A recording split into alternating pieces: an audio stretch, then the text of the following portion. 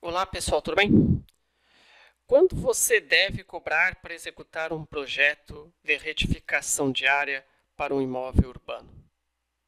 Sejam bem-vindos para mais um vídeo de composição de preço. Meu nome é Marcelo Pereira. Hoje vou responder uma das perguntas que mais chegam para mim, praticamente toda semana. Perguntam: Marcelo, quanto devo cobrar por um projeto de retificação de área para um imóvel urbano? É sempre muito complexo responder isso, visto que tem vários tipos de pontos que você precisa considerar.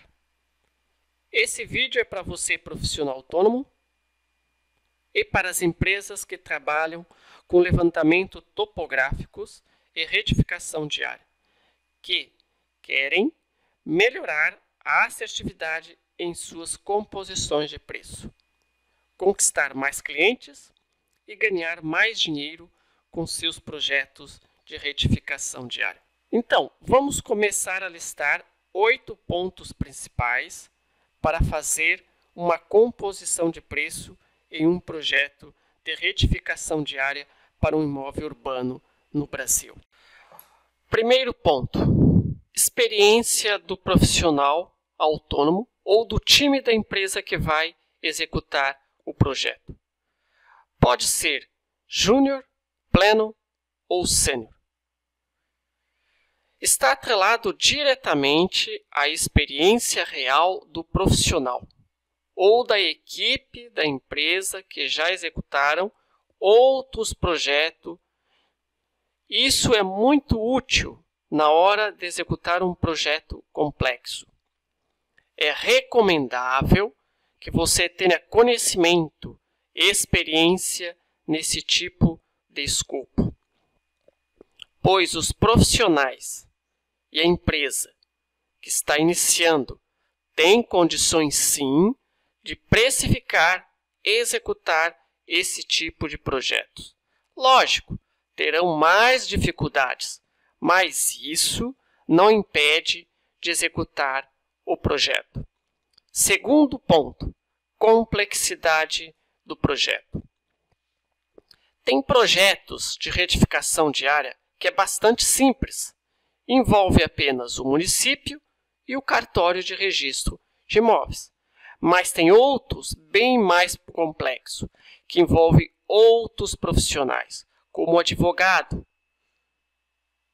para realizar ou finalizar o inventário, contador, para fazer os cálculos para cancelar o usufruto, situação da matrícula do imóvel.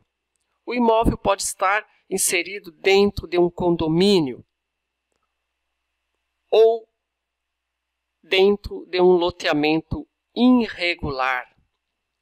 Pode haver a necessidade de envolver outros órgãos, tabelionatos.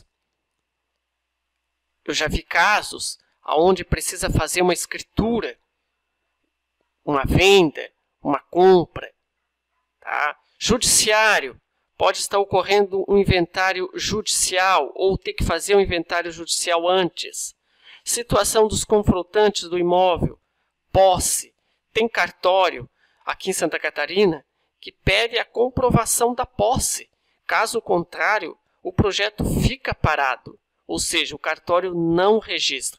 Então, são pontos que precisam ser avaliados na hora da precificação. Risco e incerteza. Terceiro ponto. Você precisa identificar os riscos e as incertezas do projeto. Por exemplo, pode chover 10 dias e impossibilitar os levantamentos de campo. O seu GNSS pode sofrer uma queda, atrasando a coleta dos dados e aumentando os custos não previstos. Você pode ter dificuldade para encontrar, coletar os dados dos confrontantes e das anuências. Por exemplo, eu já tive caso que os confrontantes estavam viajando para os Estados Unidos e não tinha o procurador. Então eu tive que aguardar 30 dias ele voltar para fornecer os dados e depois assinar como confrontante. Pode ocorrer atraso na aprovação do projeto pelo município. O proprietário pode ter dificuldade para disponibilizar certos documentos e pode ocorrer dificuldades para atender às notas de exigência pelo cartório. Então, esse é o terceiro ponto que nós devemos considerar na precificação. Quarto ponto, precificação do mercado onde o imóvel está localizado. Existem regiões do Brasil onde normalmente se cobra um pouco mais caro e outras regiões cobram um pouco mais barato. É a velha lei da oferta e da procura. Uma certa região pode ter poucos imóveis para retificar e muitos profissionais para executar. Em outra região pode ter muitos imóveis para retificar e poucos profissionais para executar. A tendência é o preço subir. Em regiões onde as pessoas têm um poder aquisitivo maior, os preços são maiores. E regiões com poder aquisitivo menor, a tendência dos preços é reduzir. Quinto ponto, tamanho do projeto. Precisa ser avaliado o tamanho do projeto. Você pode dar o desconto por quantidade. Por exemplo, precificar uma retificação é um preço. Precificar 5 retificações do mesmo cliente deve ser outro preço. Nesse caso, sugiro aplicar um desconto, visto que você vai ganhar pela quantidade e também haverá uma redução nos custos por conta da sinergia entre os recursos. Sexto ponto, estimativa. Quando se faz uma composição de preço, você não tem informações reais. Além disso, os eventos e a execução do projeto ocorrerão no futuro. Portanto, você precisa estimar a duração das atividades, a quantidade de hora, ou seja, o esforço para executar as atividades, alocar os recursos humanos, físicos, materiais e financeiros, tudo isso é estimado. Quanto mais conhecimento do escopo e mais experiência na execução desse tipo de projeto você tiver, as estimativas tendem a serem mais assertivas. Sétimo ponto, custo direto do projeto. Custo direto com a execução do projeto estão atrelados ao valor da hora do profissional. Se for empresa, valor da hora da equipe, valor da diária dos equipamentos, veículos, valor do combustível, custo com os materiais, alimentação, hospedagem, deslocamento. Você pode pegar esse projeto numa região onde você precisa de passagem aérea, veículos para se deslocar, combustível, serviços terceirizados e outro. Isso pode variar de região para região, de profissional para profissional, de empresa para empresa. Oitavo ponto, preço final. O preço final é o custo direto do projeto multiplicado pelo índice do markup. Markup é um índice aplicado sobre o custo de produtos ou serviço para a formação de preço de venda. O índice é composto normalmente por impostos, despesas administrativa e venda, risco e incerteza e a margem líquida. Portanto, pessoal, vou deixar claro, cada profissional autônomo e cada empresa tem sua estrutura de custo, estrutura de preço, estratégia de venda, conhecimento, experiência e habilidades na execução desse tipo de projeto. Com isso, os preços tendem a variar para mais ou para menos.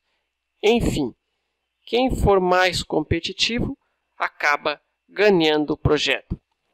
Agora, eu vou resumir os 8 pontos que falei. Primeiro, experiência do profissional ou do time do projeto. Segundo, complexidade do projeto. Terceiro, riscos e incertezas. Quarto, precificação do mercado onde o imóvel está localizado. Quinto, tamanho do projeto. Sexto, estimativa. Sétimo, custo direto do projeto. Oitavo, preço final. Pode ter outros? Pode. Inicialmente, esses são os principais pontos. Geralmente, existem duas modalidades de cobrança para esse tipo de projeto no mercado: escopo aberto e escopo fechado. Escopo aberto pode ser cobrado por hora. Você define com o cliente o valor da hora para executar o projeto e estima uma quantidade de horas iniciais. Na medida que vai sendo executado o projeto, as partes vão ajustando as quantidades de horas reais para mais ou para menos. Escopo fechado. Dentro do escopo fechado, temos duas modalidades. Escopo fechado fixo. Nessa modalidade, o preço total fixo, o qual não sofre alteração, nem para mais, nem para menos, para o escopo definido entre as partes, contratantes e contratados. Escopo fechado variável. Os preços unitários são fixos, mas o preço total pode sofrer alteração, ou seja, as quantidades podem sofrer alteração para mais ou para menos. O cliente vai pagar somente pelas quantidades executadas. Caso ocorra a necessidade de alteração do escopo para as atividades não previstas no escopo inicial, se faz um aditivo de valor com um novo orçamento ou cria-se um novo projeto. Na minha percepção de mercado, quando os clientes são pessoas físicas, eles gostam mais de escopo fechado com preço total fixo. Quando os clientes são empresas, eles gostam mais de escopo fechado variável, com preço unitário fixo, mas o preço total variável, ou seja, paga somente os quantitativos executados. A modalidade de escopo aberto para esse tipo de projeto vem ganhando força aqui no Brasil, visto que as atividades de regulação são complexas. Na visão do prestador de serviço, se ele atribui todos os riscos atrelados a essa complexidade, o preço final fica alto e com certeza vai perder a oportunidade de vender mais um projeto. Se ele não atribui um pouco dos riscos, e se os riscos se confirmarem, o prejuízo é certo e líquido. Na visão do cliente, é um pouco diferente. Muitas vezes, ele sabe dos riscos e das dificuldades. Por isso, ele força a fechar o projeto pela modalidade fechada. Ou seja, ele joga os riscos para o prestador. Porém, eles podem ter problema com o prestador. Baixa qualidade nos produtos e serviços entregue, atraso no cronograma, problemas com comunicação e dentre outros problemas. Para equilibrar essas duas visões, a do cliente e a do prestador, as partes definem um valor de hora e estabelecem uma quantidade mínima de hora para o escopo, na medida em que o projeto vai evoluindo e as quantidades de horas reais são computadas. Os ajustes são realizados. Ressalto que essa modalidade geralmente é praticada quando o cliente é empresa de porte médio ou grande. E isso tudo é bem detalhado no contrato. Vamos voltar a discutir sobre o preço final, pessoal. Vamos supor que um cliente solicitou 2 orçamentos. Temos o prestador de serviço A, que tem o conhecimento e uma vasta experiência nesse tipo de projeto, passou um orçamento X. E temos o prestador com pouco conhecimento e pouca experiência, passou um orçamento Y, ou seja, o preço bem menor em comparação com o prestador A.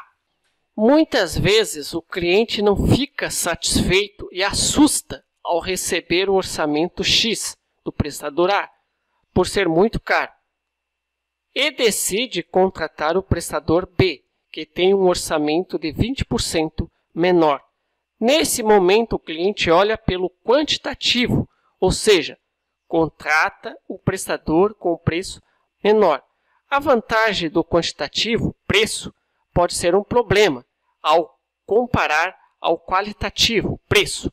Se for um projeto complexo, o prestador B, por conta da pouca experiência, acaba escolhendo passos, procedimentos técnicos que pode gerar atrasos na aprovação no município e ter dificuldades para registrar a retificação de área e inserção de medida no cartório de registro de imóveis. No início do projeto, o cliente vai achar que pagou barato, vai ficar feliz por isso, mas na medida em que o tempo passa e o progresso do projeto não é satisfatório, acende a luz amarela. O cliente vai ter que esperar um prazo maior e também, muitas vezes, gastar mais para ter o projeto finalizado. Eu não estou dizendo aqui, pessoal, que o prestador júnior ou com pouca experiência nesse tipo de projeto vai escolher sempre os passos, procedimentos técnicos piores. Não é isso. Na verdade, é simplesmente a questão de experiência. Um prestador com experiência já executou vários projetos, já passou por vários problemas similares e, com isso, normalmente está mais preparado para enfrentar certas complexidades que surgirem ao longo do projeto. Se os erros e as dificuldades de execução forem pequenos, nem sempre vem à tona, pois a interferência no projeto foi baixa. No entanto, em projetos mais complexos, isso pode custar a sua imagem no mercado. O problema é que um cliente satisfeito fala pouco. Já um cliente insatisfeito fala muito, a fim de minimizar a sua dor. O cliente satisfeito recebeu o projeto, vai ficar calado, talvez indique você para um ou dois novos clientes. Para resolver isso, na minha visão, a melhor composição de preço é quando você consegue fazer uma mescla entre os profissionais júnior, pleno e sênior. Pleno e o sênior ficam com as atividades de coordenação, controle de qualidade e com aquelas atividades mais complexas. Para as empresas que têm equipe, essa mescla é bastante simples. Para o prestador autônomo, quem tem pouca experiência e que não tem equipe, ou seja, ele faz tudo, sugiro conversar com outros profissionais sênior, fazer parcerias ou contratar um serviço de consultoria bem específico. Para você ser ajudado, você precisa deixar o orgulho, a arrogância de lado. Eu, por exemplo, não sei tudo sobre retificação de área. Eu converso com vários profissionais que me dão dica em pontos que posso melhorar e também dou dica para eles em ponto que eles podem melhorar. É uma troca de experiência. Você precisa aprender a cobrar o preço pelo seu trabalho. Então, dê orçamento, converse com os clientes. Muitos vão achar o seu preço caro e, na verdade, está. Mas muitos clientes vão falar que o seu preço está caro somente para você baixar. Portanto, você precisa usar a sua soft skill de percepção e identificação para verificar se esse cliente está falando a verdade ou não. Tenha o bom senso para identificar esses clientes. Isso é muito prejudicial, canibaliza o mercado com preço muito baixo e vai reduzindo cada vez mais, se todos praticarem o menor preço. Uma dica: não coloque os clientes de projetos na mesma categoria. Seja flexível. Tem o inverso. Você pode encontrar clientes verdadeiros que vão falar que seu preço está muito barato. Eu, por exemplo, já tive que terceirizar projetos. Ou seja, passei para o lado do cliente e recebi orçamento muito barato. Chamei o prestador e falei: o seu preço está muito baixo. Você não vai conseguir executar esse projeto nesse preço. Favor revisar os seus preços. Você vai encontrar cliente justo no mercado. Para finalizar, o seu tempo é limitado. No início é assim mesmo.